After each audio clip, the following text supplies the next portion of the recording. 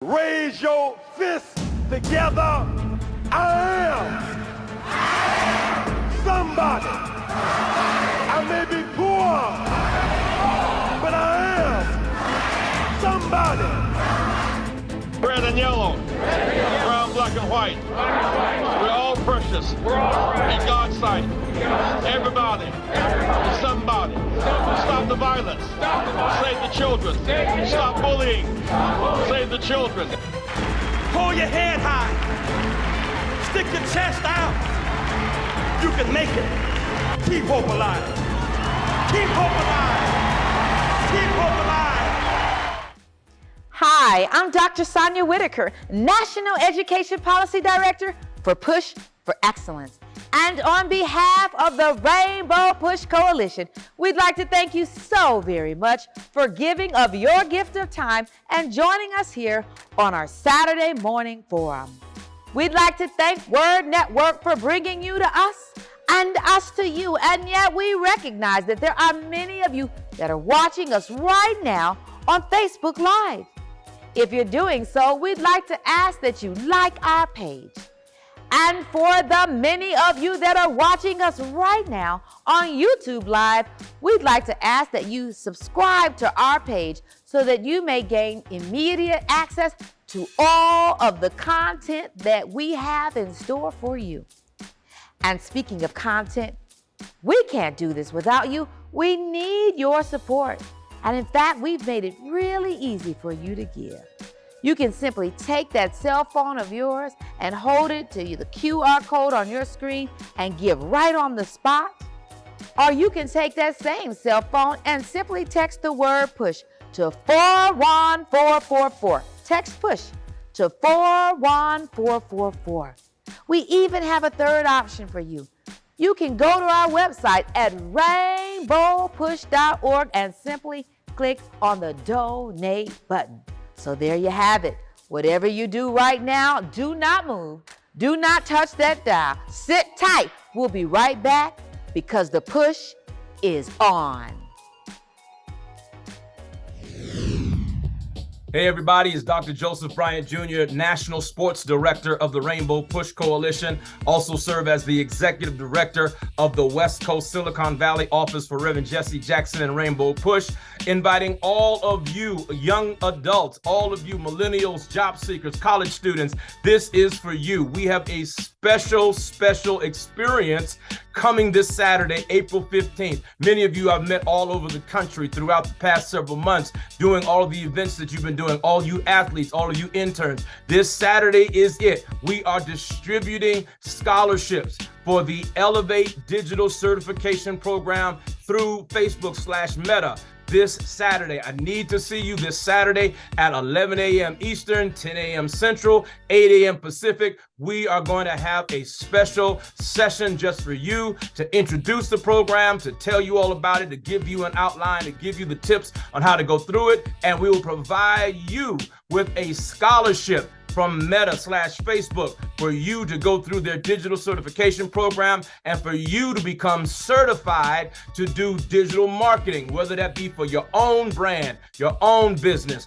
for your own services, for your college, for your organization, for a business you're connected to. And obviously, it's going to empower your future to be able to write on your resume, add it to your LinkedIn page that you are a certified digital marketer. You'll get some tools and tips that you can put into play right away and begin to build your brand, begin to build others' brands, help you help others. This program was specifically created to help Black and brown small businesses, Black and brown students, give opportunities for you to build what you have in your heart, your mind to do to impact the world through your vision and your goals. And so don't miss us this Saturday.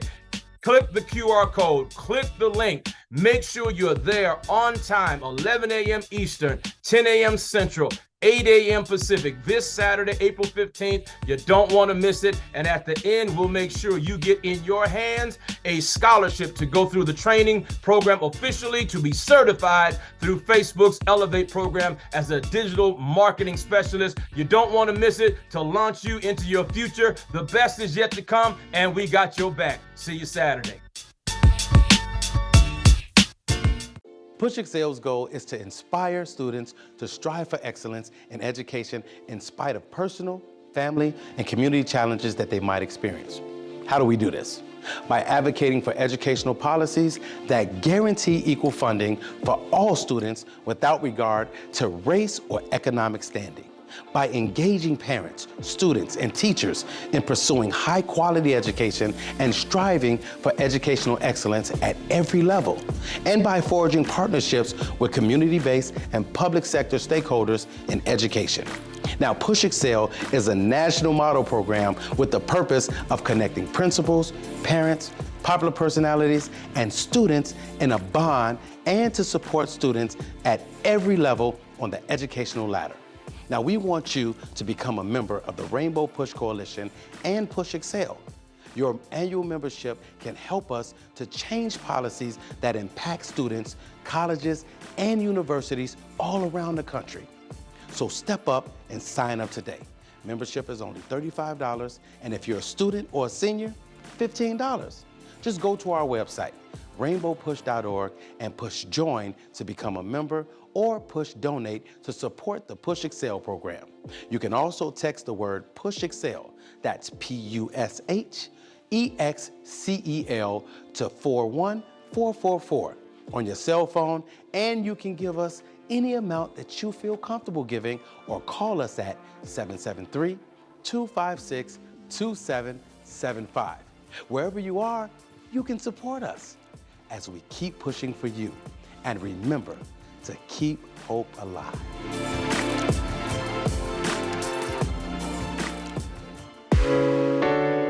I'm actually going to be a facilitator and coach, driving coach for the STEM program here at Push. And what my role is going to be is to help the students to learn the engineering aspect of building the sim for which they're going to be driving. Also, we're going to be teaching them how to drive, the aspects of racing, the fundamentals of racing, and how to teach them to compete at esports and sim racing. Everything they get involved in at an early age makes it easier and more engaging for them to assume and to learn. But with the esport driving aspect, it will allow them to, number one, appreciate driving, to bring together some of the things that they've seen with their parents driving and how they can learn and attribute that towards doing something a little bit more fun, a little bit more exciting, which is driving. A lot of folks that look like us don't think that they can become a part of that, which we're bringing to them, the aspect that they can. They can not only compete, that they can thrive and survive and become winners and champions and do things more in the driving arena. Bernard Key in the program, they're going to be learning aspects of metaverse. They're going to be learning about the usage of NFTs or non-fungible tokens. We're going to be teaching them about financial literacy, which is very important in our youth and our society today, and give them opportunities of how to gain aspects for their future. So give them just other opportunities besides what they normally see in other average sports that most of our kids learn. The times we're going to be here are going to be from 10 o'clock to 1 o'clock here at Push on Drexel.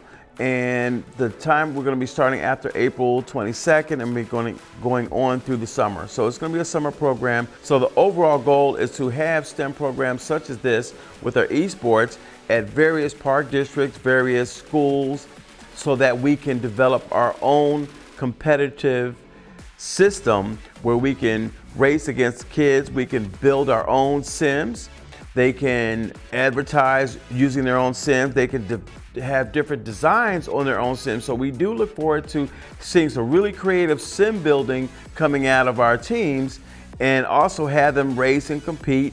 And of course, as we try to develop sponsorship, then we can also go as mainstream as possible and branch out to maybe citywide and of course nationwide. So it's absolutely an introduction to the kids, but more importantly, we invite the parents, be a part of it, be a part of the program, understand, learn, and see what your kids are doing so that you can guide and you can become a gamer too. I've been a gamer since I was 15, still a gamer at 55. When you shop, Amazon Gives.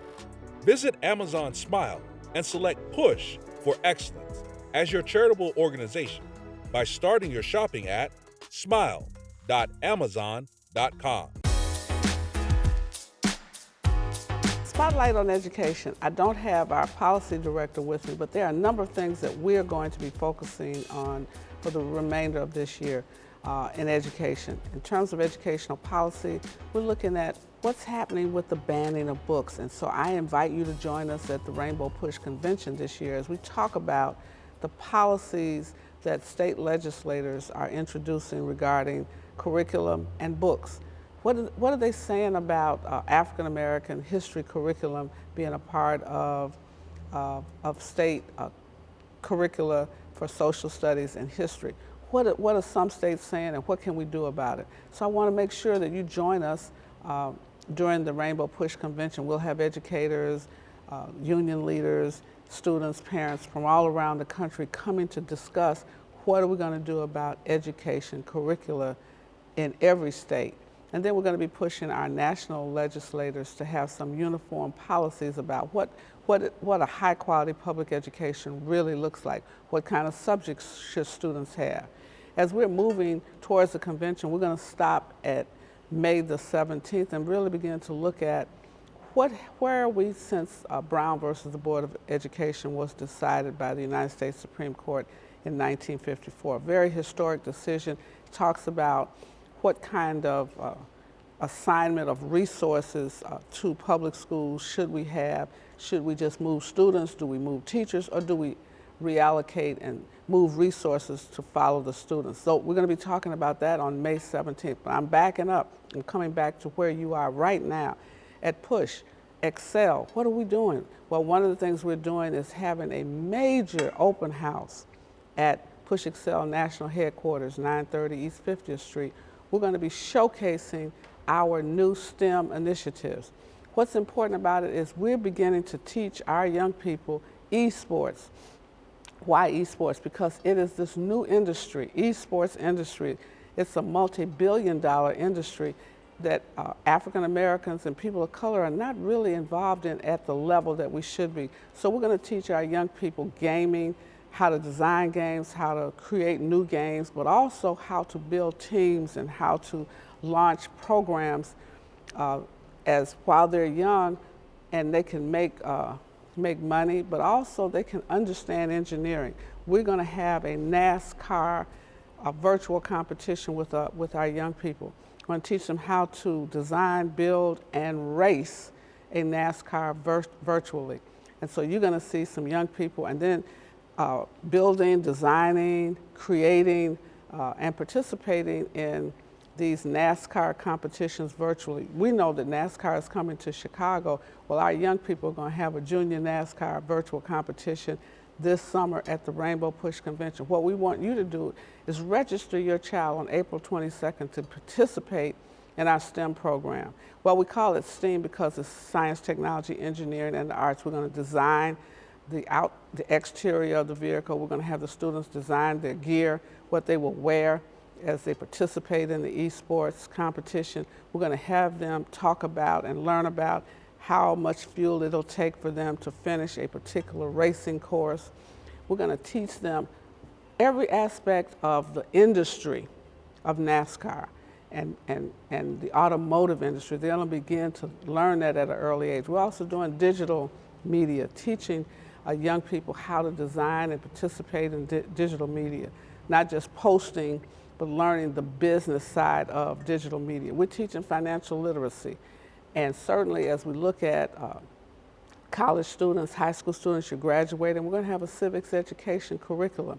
We want our young people to not only register, but vote, but understand that when they vote, what does it mean to the offices that they're voting for. And we're going to talk about how do you run for office and win. What are those things that, as we prepare for the next Democratic National Convention, we're preparing our students with a civics curriculum that will transform how they view our democracy and how they participate in our democracy. And so I want to show you what our our esports curriculum, what our esports program really looks like. I know you wish you were here in Chicago, so I want to bring it to you virtually. We're going to be talking about a virtual metaverse, a STEM city. We're going to call it Push Excel City, where you can go virtually, see every program that we have. You can participate, you can ask questions, you can be online, you can host events with us, you can participate with our events in our Push Excel STEM City.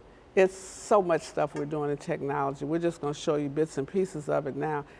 April 22nd, it's going to be a showcase in person at 930 East 50th Street. April 22nd, right there in the building from 9 to 1 p.m. And then we're going to put it on the video platform so you can see, register your children, and certainly you want to register young people for the convention. We've got an oratorical competition, we got an esports competition, digital media, financial literacy. We're going to be doing so much for young people, and certainly when we leave the convention, guess where we're going? We're going to historic black colleges, going on our HBCU tour. We want to make sure that every student that's already in college is registered and voting, and we're going to do for our high school students, they have to be registered voters if they're 18 to go on the college tour. We'll talk more about that, and we have our Push Excel scholarships. We're going to talk more about that next week. Thank you so very much. When I think of Rainbow Push, I think of two words: social justice. Education advocacy. Political empowerment. Freedom and equality. Global humanitarian.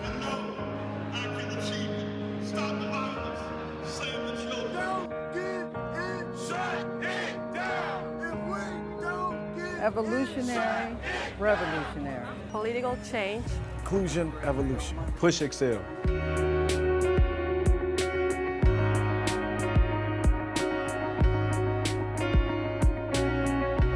Progress, justice. Jesse Jackson. Keep hope, keep on line. Keep hope, keep on line. Love for disciplines. Equality and perseverance.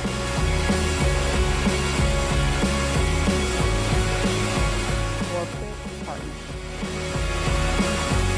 People united. Push yes. I'm Otis Moss III. I'm Frederick Douglass Haynes III. And we are here simply just to say to you about an incredible organization known as Operation Push.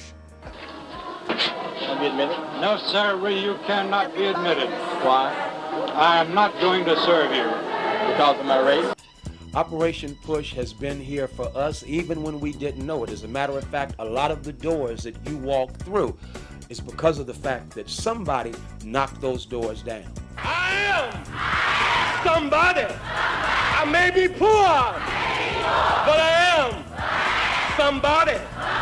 And because of Operation Push, when it started as Operation Breadbasket, after the assassination of Dr. King, they decided to build an organization that were people united to save humanity. Just what is Operation Push? Well, Operation Push is a civil economics organization. It's a religious organization with an economic mission. And we believe that the black church is the political and spiritual salvation of our people.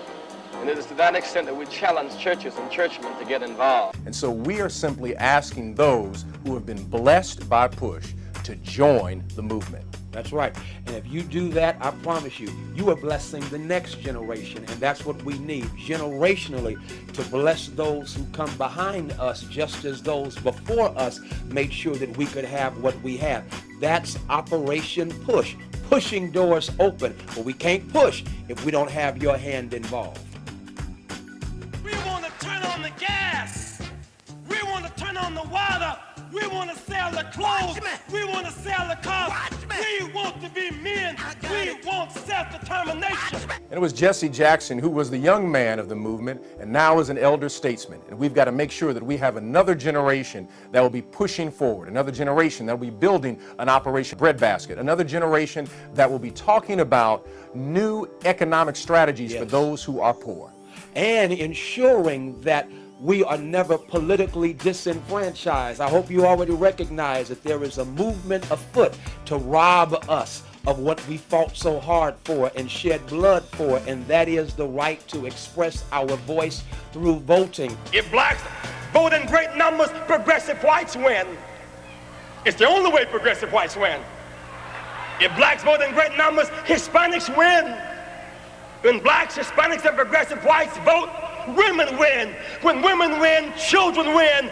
When women and children win, workers win. We must all come up together. We must come up together.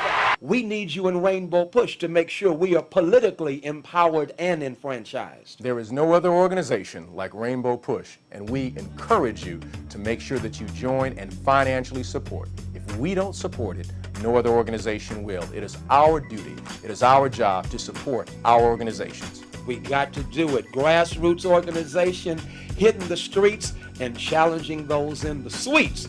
That's Operation Push. I like that. I'm Reverend Otis Moss III. Hey, I'm Frederick D. Haynes III. He's rubbing off on me. Make sure you join Operation Push, Rainbow Push, today. Keep hope alive.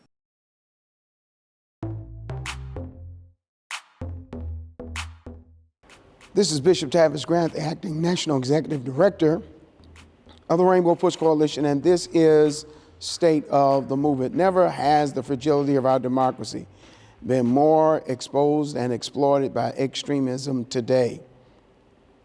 Let's look at economic injustice. Wealth in this country is unequally distributed by race, particularly between black and white Americans. African American families, for example, have a fraction of the wealth that white families have, leaving them more economically insecure with far fewer opportunities for economic growth, advancement, and parity in every sector. When we look at these factors and measure them against the positive factors of diversity, equity, and inclusion, we know that education makes a big difference. We know investment makes a big difference. We know that equity makes a big difference, and yet we have a culture now of individuals who are trying to turn back nearly 40 years of progress. African Americans have less wealth than whites, and yet we still not only survive, succeed, and thrive, we realize that less wealth translates into fewer opportunities for upward mobility, particularly occupational mobility, and is compounded by lower levels of income and fewer chances to build wealth and or pass accumulative wealth to the next generation. Our challenge, our cause, and our calling at the Rainbow Push Coalition is to use these opportunities to broaden the scope and scale and sphere of our influence to help engage, enlist, and equip you in realizing that this must change. A well-documented history of mortgage market discrimination exists, which means that African Americans are significantly less likely to become homeowners. And we know home ownership is the key to community sustainability. This leads to less access to capital. It leads to a diminished savings, and generational wealth is derailed and oftentimes crashes on impact because we do not have the capital to sustain it. A persistent labor market of discrimination and segregation force many African Americans into fewer and less advantageous economic employment opportunities than any other sector in the American population. And yet today, we fight, we struggle, and we take a stand against the forces of opposition as relates to our equity, our diversity, and our inclusion. African Americans have less access to stable jobs, good wages, retirement benefits, that are all key factors to building better, more sustainable, thriving communities where we can in fact do for ourselves. It has been the mission and the mandate and even the ministry of Jesse Jackson to employ a human rights lens to the civil rights proposition. This analysis helps us to translate needs and social problems into rights and focus our attention on the broader socio-political issues at hand. Equally so, it causes us to look at how do we eradicate, erase, and defeat these systemic generational problems. You know, when we consider human rights, we know that human rights highlights the inherent dignity and worth of all people, so that we know that you are somebody. And so it is the work of Jesse Jackson to communicate this, to connect this, and to bring this to light so that you can truly be a real freedom fighter. You know, when we look at residential segregation between black and white Americans, it remains both strikingly high and deeply troubling that redlining, higher prices for goods, services, and programs. In black and white residential segregation, we know that an unequal opportunity is the major source that drives racism, classism, and the stigma and the stereotype that's attached to it, that causes many African Americans to simply be priced out of communities that they used to could afford to live in.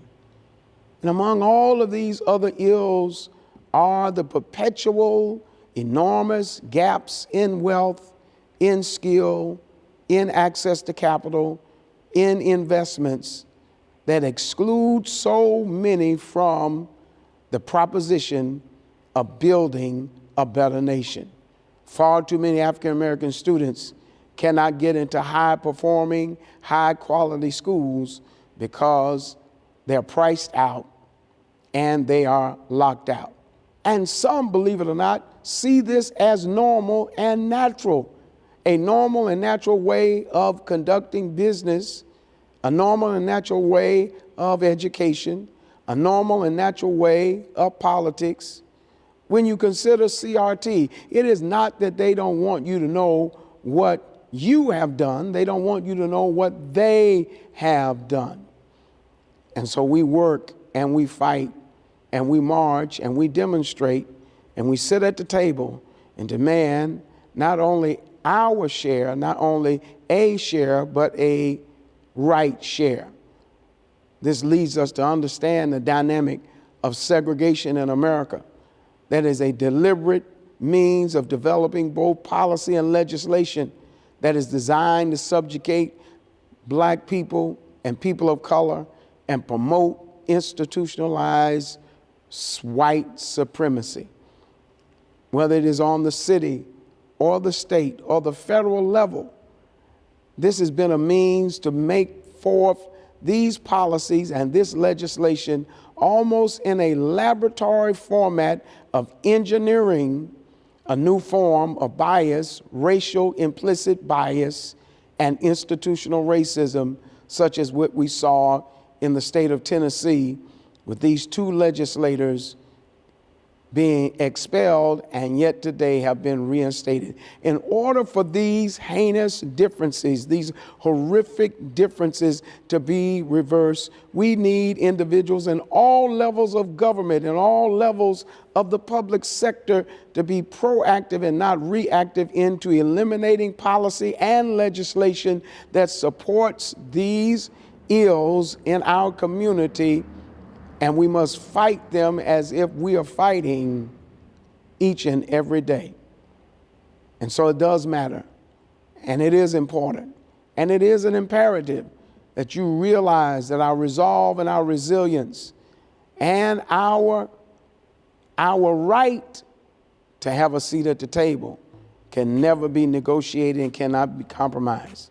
Because we live with these effects each and every day, we owe it to ourselves and to the generation to come to ensure them that they have quality transportation, quality education, quality employment opportunities, good health care, and safe communities. Because when one side talks about public safety, it is not always understood that their brand of public safety is not our brand of public safety, because our communities are safer when they are communities that are built by us, sustained by us, and of course, regulated by us. So we have a challenge today in State of the Movement to realize that our contribution and our commitment and our cause will not be daunted, will not be drowned out, and will not be defeated. These enormous gaps that we have in our culture, in our communities, in our country must be addressed each and every day, as we are determined to make sure that the incentive and the will that we have to fight, struggle, and remain consistent is not up for negotiation. And we too have this moral cause, this ethical drive to keep hope alive. And this is State of the Movement. I am Santita Jackson. I am the host of the Morning Drive Show on WCPT 820, the nation's largest progressive talk radio station, at AM 950 Radio. You can catch me on the Santita Jackson and Friends page and on the Santita Jackson Show YouTube channel. We will be discussing this tomorrow on Reverend Jackson's nationally syndicated radio show, Keep Hope Alive, at 7 a.m. on iHeart. We want you to join us. As we begin, we've been able to pull together a panel so that we could discuss and debrief what's happened in this election. Indeed, it's not enough for us just to vote. We need to know what happened. We need to know what happened. And many of us, and we need to know how it happened, and we need to understand the way forward. I could not see you here, G2 Brown. I know you've been a little under the weather because you've been working so hard. All right, everybody, please go to rainbowpush.org right now and come to 930 East 50th Street. Throughout the week, we need you to volunteer. We need all hands on deck to keep this movement going. Give yourselves a round of applause. Please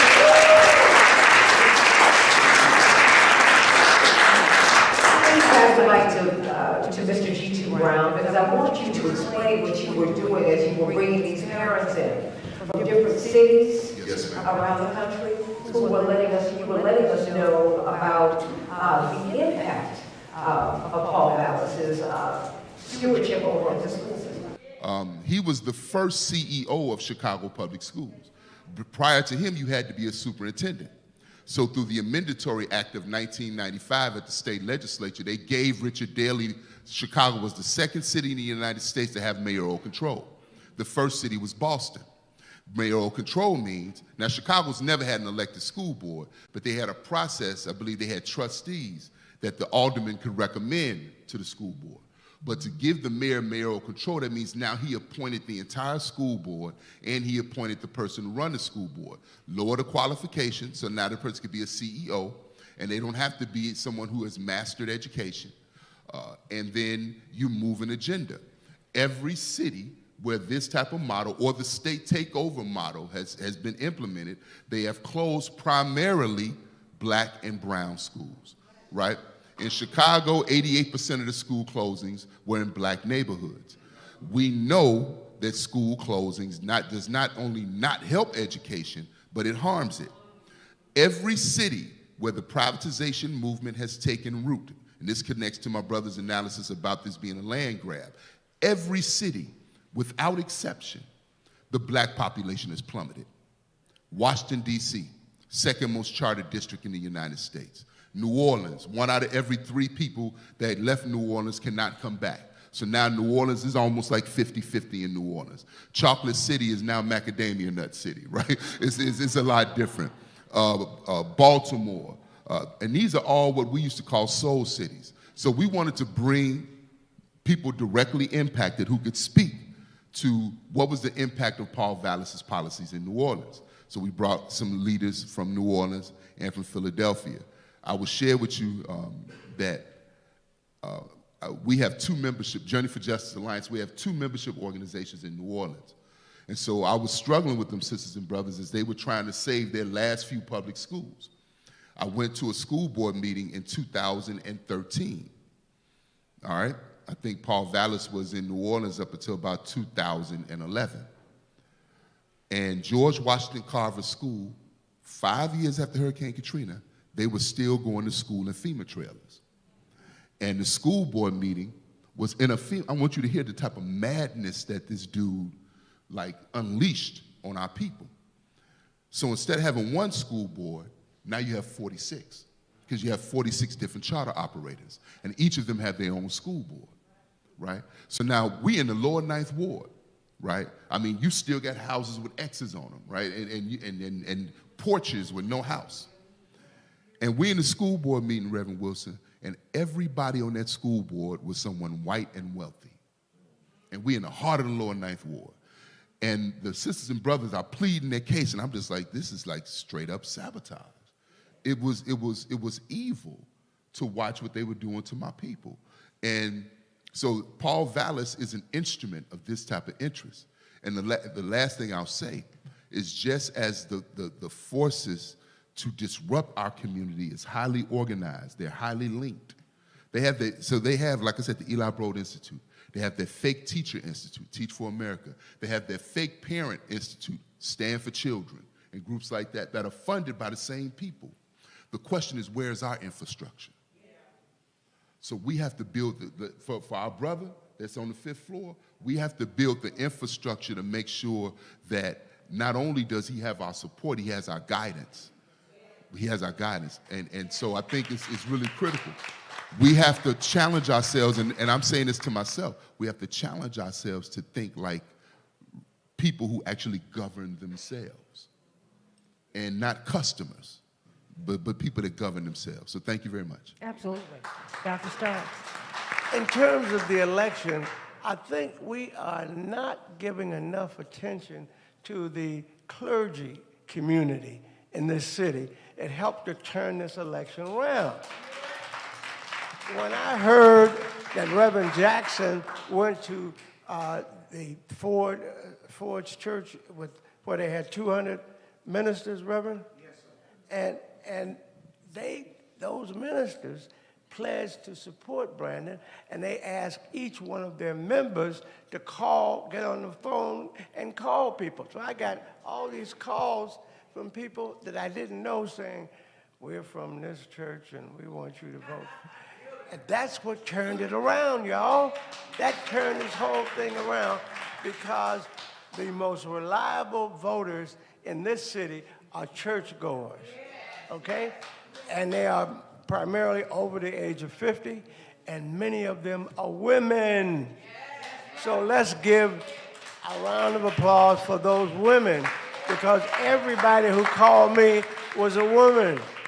Now, obviously men were helping, but I have to give the support to the women who, not only were they women who called, but during the campaign, most of the women who did the hard-earned work in this campaign were women. So I hope that Brother Brandon gives them the respect and thanks to them, because if it hadn't been for those women on the ground, he would not have won. Does this help you to understand this what happened on Tuesday just a little bit better? Don't you feel a little bit more triumphant? You see the role that you played in making this happen, and all the things that we have to do to really make this happen. But let me, as I go to you, Reverend Jeanette Wilson, because I do want to pivot back to Morgan Elise Johnson, but I will pivot back to you, Ms. Johnson. No, I'll give you this one. You can come, just come forward. You know, we make things happen. Come on, there you go. Give us an overview of what we saw. Particularly various denominations, Church of God in Christ assembled at Bishop Ford, St. Paul, Church of God in Christ, in great numbers, pledging to support the candidacy of Brandon Johnson. And they were pushing people out, souls to the polls, and robocalls and telephone calls from pastors. And then there was another event at one of the Baptist churches. And then there was another event at another church on the west side. And so all sides of town you began to see faith leaders from the pulpit pushing voting. Now, in this election, there was a lot of confusion, because the same thing that happened in Tennessee with the gerrymandering of these districts, our wards were changed. For example, 21 is now the largest ward in the city. It runs all the way from the far south side up to 83rd. It goes east and west. People didn't even know what ward they lived in. The 6th Ward changed its boundaries. It included places like Inglewood and other districts, and so a lot of confusion was on the street. The mail-in ballots were not counted until 2 days ago.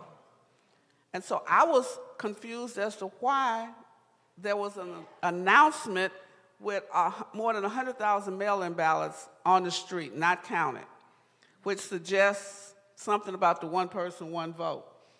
And as I listened to the complaints that were coming in here and all around the city, we've got to have more lawyers in these polls. I guarantee you in 2024, as we look at re-electing and electing people to state legislative bodies, we could be like Tennessee. Because when you have a supermajority of people who are anti the progressive movement of hope and help for our people, we've got to focus. And we sat in that room. A third is not a victory. A third turnout is not a great victory.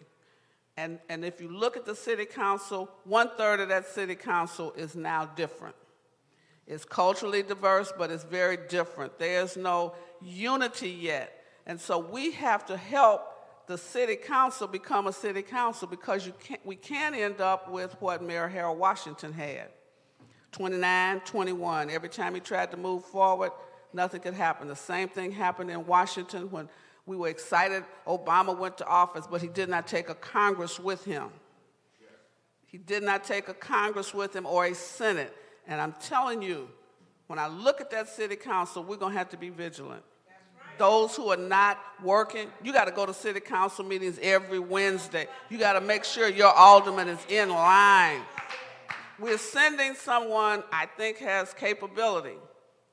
We keep sending capability without support and vigilance. You can't just vote one time and they're in there, let them do what they do. No. The school system is at stake.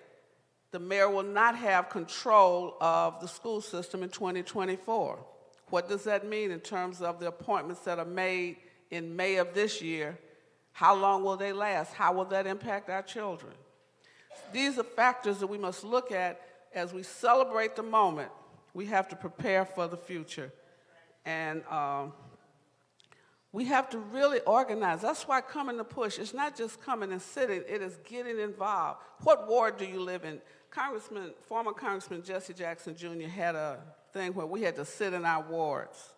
I don't know if many of you remember that. Because many of us don't know what ward we live in. So you need to bring your voter registration card next week. We're going to try to have you sit by wards so you can begin to see where you are, who in your community is also in your ward. I keep telling you, the wards changed, the boundaries changed because we redrew the lines. People redrew the lines to have incumbency. Keep me in office. I don't care what it means to the voters. Y'all with me? So we got to know where you live now. What is your ward? What is your legislative district? What representative district are you in at the state level? Those young men in Nashville were put out by a gerrymandered House. They had a supermajority and they just voted them out without even going before an ethics committee. I'm through. I just want you to know we got to be vigilant. And I'm calling on lawyers. We have lawyers downstairs now from the Cook County Bar Association. We're going to be convening lawyers across this nation to begin to challenge these kind of restrictive actions by people who do not wish us to exercise our power. We have to become educated about the process. Voting is the end of the beginning, not the beginning of the end. Reverend Dr. Johnny Coleman used to tell us that it works when you work it. Yeah. The system is designed to work, but you got to work it. You need to know where you live, who represents you on every single level. There's a book by David Daley, it's a New York Times bestseller, entitled Rat Effed. Morgan, you need to get him and interview him and talk about what happened the night that Barack Obama was elected. The top operatives in the Republican Party said, nice celebration, wonderful, I'm glad you've got the presidency. That's right. You can have it. What we're going to do is take over every seat underneath him. starting on the local level. And what we don't want to talk about is that on Barack Obama's watch, 1,000 plus seats were lost. We lost everything. We lost governorships. We lost everything. Because we were focused on one person and on one seat and not on the whole picture. First, I want to comment on WGN because so many people have been showing an outpouring of support. Thank you for that. For me, it was really showing up and going to work. You know, I was exhausted. My team was out in the field. I have a team of 8, by the way, 1 reporter, 2 editors, and then, you know, like tech and all of those things. So my team was out working, and we got this opportunity, and we were going to turn it down. And I was like, oh, no, wait a minute. Somebody has to go on TV and help shape the narrative in this moment. I didn't know who was going to be there. Well, wait a minute. Why did you think it was important for you to get on television and shape the narrative? Please tell everyone.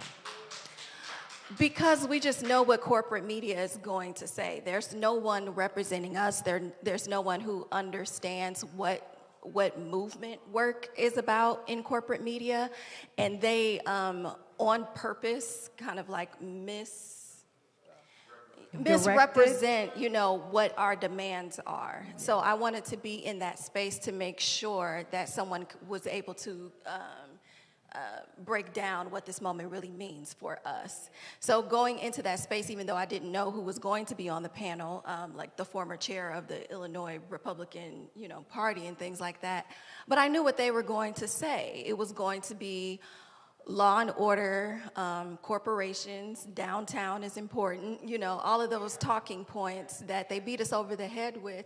And so our talking points don't change. It's like the people, our youth, the movement, you know, progressivism is about making sure that we have a future, you know, that we have a prosperous community, life expectancy, things like that, life-giving institutions having resources. So that's what I was coming into the space to do. It's completely foreign to corporate media to do this type of messaging. And they often try to say that we are, you know, biased or we're not professional, we're not this. We are professional journalists who have been trained to do this work. And we have decided to reject the corporate model of journalism and the rules of objectivity, because we know that objectivity is rooted in white supremacist messaging. So we're saying we're here for Black people. We're going to tell the truth. People who were against this movement, we're going to hold them accountable at this time, you know, and we're going to figure out why Black people in this city don't have anything, okay? So we're just going to, we have this opportunity to really focus on also political literacy and educating our audience, because our audience is primarily millennials and youth.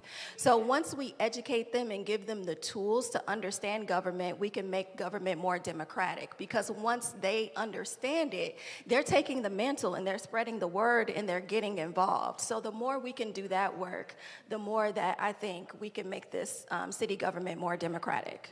How can we get involved with the tribe? How can we follow you? So we're mostly a digital publication. You can go to thetribe.com, and we spell the tribe with 2 I's. So the, TRIIBE.com. We are reshaping the news all the time, every day. You can subscribe to us. You can become a paid subscriber to our newsletter. You can follow us on social media. We're everywhere: Facebook, TikTok, Twitter, Instagram. I don't know if y'all are on there, but tell your kids, your grandkids that we're there. We're doing all different types of media to engage them, whether it's videos, cartoons, whatever we have to do to break this stuff down so that they can understand. Bishop Grant, I'm going to turn things back over to you, but I want to remind you, our convention is July 15th through the 19th. We need you to get involved. Mother Zakiya, we need you to get people involved. You always do that, but we need that. We need that. Brother Brown, we need people to be involved. The push is on. There's work for us to do. The push is on. The job is up to you. We can make a better place to live in right now. Can we count on you? James Cleveland wrote that song for us, and we need to revive that. The king of gospel music said the push is on, and the push is still on. This is Bishop Tavis Grant. I want to thank you for being a part of our viewing audience on today. What an amazing program, and just one thing after another, so much information, engagement, and involvement, and yet I can't do it free. Reverend Jesse Jackson can't do it free. Our national staff can't do it free. Our international affairs can't do it free, and I need your help, you know, as we look at moving forward into a bright and bold and beautiful future. We can't do it without you. At the bottom of the screen, you can text the word PUSH to 41444, and through your mobile device, your tablet, your laptop, you can give right now $35 a year, $15 for seniors and students. And yet there's so many of you. I'm asking today for you to help us. We're doing some phenomenal infrastructure development. We're doing some phenomenal programming and service provision. And in these next 100 days, I can't do it without you. I need you right now to give us a very special gift of $100. I want to send you one of Reverend Jackson's books. I want to send you the Keep Hope Alive or I Am Somebody book. If you'll give that $100, you see at the bottom of the screen where you can give. You know, of course, I can't ask you to do something I won't do myself, but I'm doing it because I believe in the cause, the mission, and the mandate of the work of Reverend Jesse Jackson, the Rainbow Push Coalition, and we cannot do it free. We need you. Let me help you with something. Freedom is not free. And whether it is our humanitarian efforts in Jackson, Mississippi, our humanitarian efforts in Nashville, Tennessee, our humanitarian efforts around the world, we need your help. $100, what will it do? It will make sure that our students get much needed services and resources. It'll make sure seniors who call us who need benevolence, assistance, and care will not be turned away. It means that when we send relief products and products and materials around the country, those trucks can go out, those boxes can be filled, and those individuals can be served. That's what you're giving to. I want to give back to you, though. I want to send you a very special copy of one of Reverend Jackson's books, and I want you to know how grateful I am and thankful of your giving. $100 makes it happen.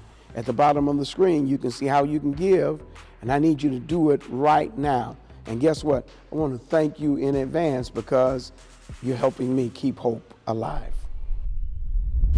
Hey, Rainbow Push Coalition family. We are hosting a Paint and Sip fundraiser Saturday, April 22nd, 2023 from 3 p.m. to 6 p.m. Come and indulge in your inner artist. Bring a friend. The cost is $50 per person.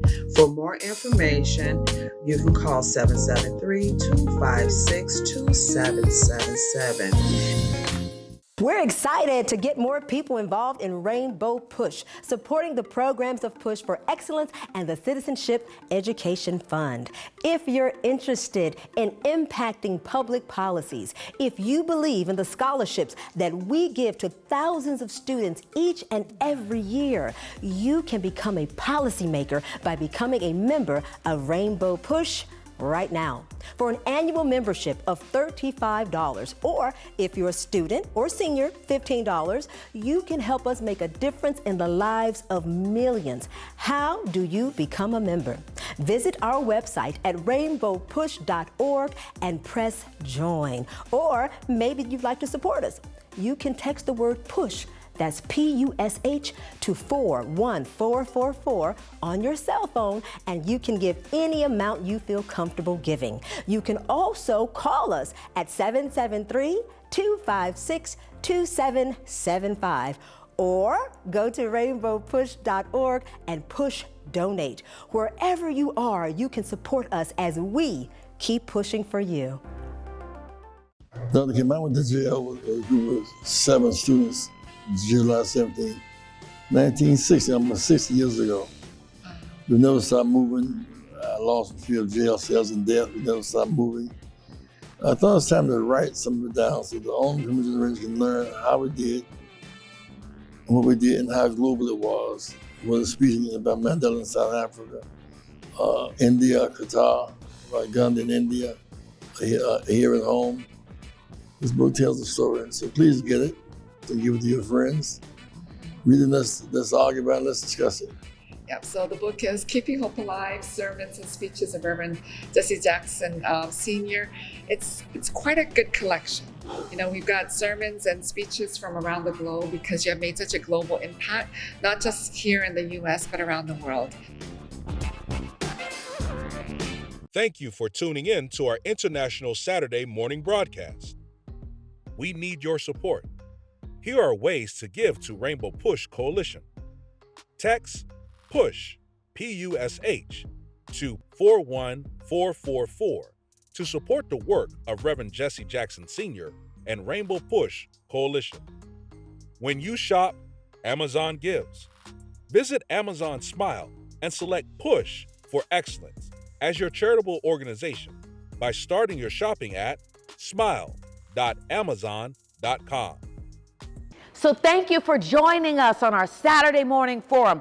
Be sure to visit our website at rainbowpush.org so that you can gain information relevant to our up and coming annual convention. You'll also want to visit all of our social media platforms so that you can gain additional information about all that we have going on in the organization. And equally important, we appreciate your ongoing support. Feel free to take that cell phone of yours and hold it to the QR code on the screen and give on the spot.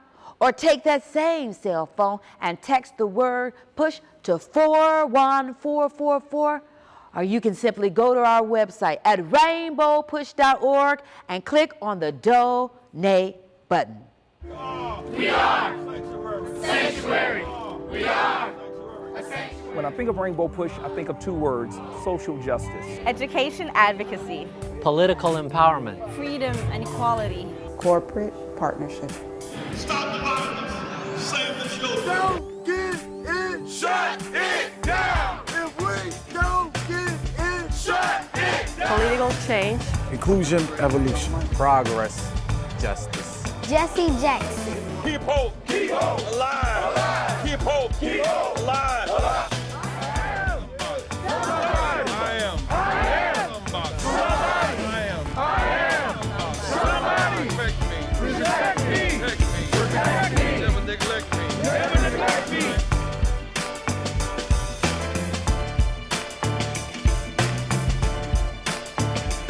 We want to be bridges to end these cultural gaps.